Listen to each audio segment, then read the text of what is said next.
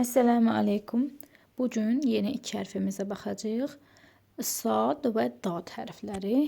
Bu hərflər qeyd edim ki, hər ikisi qalın hərflərdir. Biz s səsini verən iki hərf ilə tanış olmuşuq əvvəlcədən. S və sin. Yadınızdadırsa bunlar deməli sin incə hərfi idi. S isə incə və pəltə hərfi idi. Bugün sad hərfini keçəcəyik. O isə deməli qalın s səsini verir. Adı belədir, sad. S səsini verir və qalındır. İndi necə yazıldığına baxaq, sonra tələffüzünü deyəcəm. Yazılmağını göstərmək üçün mən xəttdə göstərməliyəm. Deməli, necə yazılacaq? Baxın, buradan aşağı düşəcək. Bax, belə. Elə bir ki, xətti kəsib keçir aşağı. Biraz belə aşağısını böyük yaza bilərəm, bir dəqiqə. Bu aşağıdan başlayır. Bax, belə. Belə bir hərfdir. Belə bir hərfdir. Sad hərfi. Yəni, burada çap hərfi də var. Baxa bilərsiniz buna. Yəni, xətti kəsir. Sad hərfini tələffüz edərkən dilin ucunu aşağı kəsikcə dişlərin ucuna toxundurmaqla tələffüz edirik. Qalın hərfdir. Sad kimi səslənir. Bundan sonraki hərfimiz dad hərfidir. Dad hərfi, bunu da qeyd edək bura. Dad. Yəni, eyni hərf olduğuna görə sadəcə bir dənə nöqtə ilə fərqlənir. Qalın hərfdir. Tələffüz olmasını deyim. Hərfi yazaq. Nöqtəni qoyuruq bura və bura. Necə tələffüz olunur? Deməli, dilin sağ və sol yanları ağzı dişlərə toxundurmaqla tələffüz olunur. Baxın necə, bunu biraz lor dildə desəm. Elə bilin ki, ağzınızda qaynar bir şey var. Pərtək olmur. Sadəcə dil elə ağzı bütün tutur da. Dad.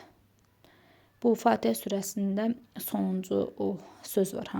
Orada daha belə kəskin bilinir dad hərfinin işlənməsi. Yəni, hava elə bil, dilin həm sol tərəfi, həm sağ tərəfi yanaqlara dəyir. Elə bir ki, yanaqlara dəyir. Dil bütün ağzı əhatə edir. Dad. Bax, belə bir hərf çıxır. Qalın hərfdir, qeyd edim ki, o da. İndi bu hərflərin əvvəldə, ortada, sonda necə yazıldığına baxacağıq. Deməli, sad hərfinə baxaq. Əvvəldə necə yazılır, ortada və sonda. Bu sərbəst formasıdır, yazmışam. İndi tutaq ki, sözün əvvəlində necə yazılır, ona baxacağıq. Deməli, əvvəldə yazılırsa, deməli, özündən sonra birləşmə var da. Ona görə burası mütləq düz olmalıdır ki, çünki ondan sonra bir hərfə birləşsin. Və belə, bax, bu formada. İndi mən öz yazılışına yazmadım. Normalda biz dedik ki, məsələn, belə başlamalıyıq da, belə başlayıb gəlib, belə getməliyik, düzdürmü? Amma mən elə yazmadım, biraz rahat forma olsun deyənə, bax, bu formada yazdım. Bu əvvəldə yazılışım. İndi ortada isə deməli, hər iki tərəfdən birləşmə olacaq. Yenə belə yazırıq. Bura belə gəlir. Sadəcə bu tərəfdən də bir xət olmalıdır ki, o birləşsin. Sonda yazılış isə öz yazılışına daha çox oxşuyur. Deməli, adi sərbəst formanı ilə yazırıq. Deməli, belə yazdıqmı? Buradan bir xət qoyuruq ki, yəni buradan birləşmə olacaq ona görə.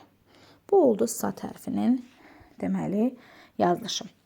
İndi dad hərfinə keçək. Buradan mən təzədən yazmıram, çünki eyni hərf, yəni eyni yazılışdır sadəcə.